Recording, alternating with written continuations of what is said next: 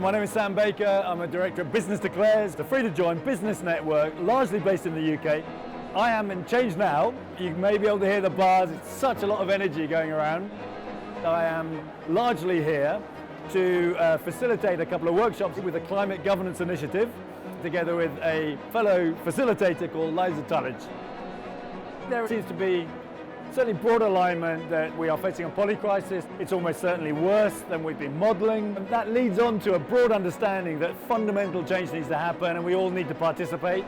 The extent to which the existing system, and by that I mean the emphasis and the prioritisation of financial gain and economic growth, whether that is central to the poly crisis.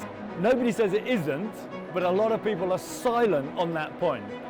One reason for that silence is the concept of growth is such an endemic part of the way we've constructed our lives. At intergovernmental, at governmental level, at organisational company level, we think in terms of growth, we think in terms of economic return. That's what we need to run our world.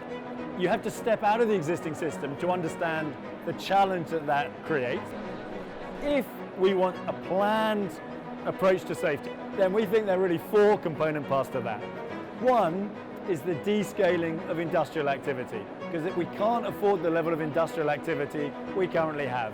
The way of doing that is probably to think about the degree to which a product or service is essential and the degree to which it pollutes or it resource depletes. The second bit is obviously we have to strive for something other than growth to make sure we don't just pop up against. We're going to prioritise the well-being economy. The third is we want this to be done on a democratic basis.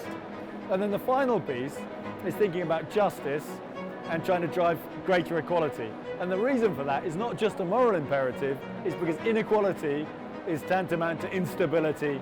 It feels like the conversation that we all have to have. It's difficult to have a conversation about anything else for me at the moment. It's so pressing. I think there is joy in doing what we do. The joy is in part doing something we believe in. The joy is sharing enthusiasm and passion with other people. The joy is realizing we're not alone. The joy is thinking about my children and my grandchildren. There is joy in all of those things. So my one message to the G20 finance ministers would be to think very carefully when you use the word growth. And ask yourselves, growth of what and for whom?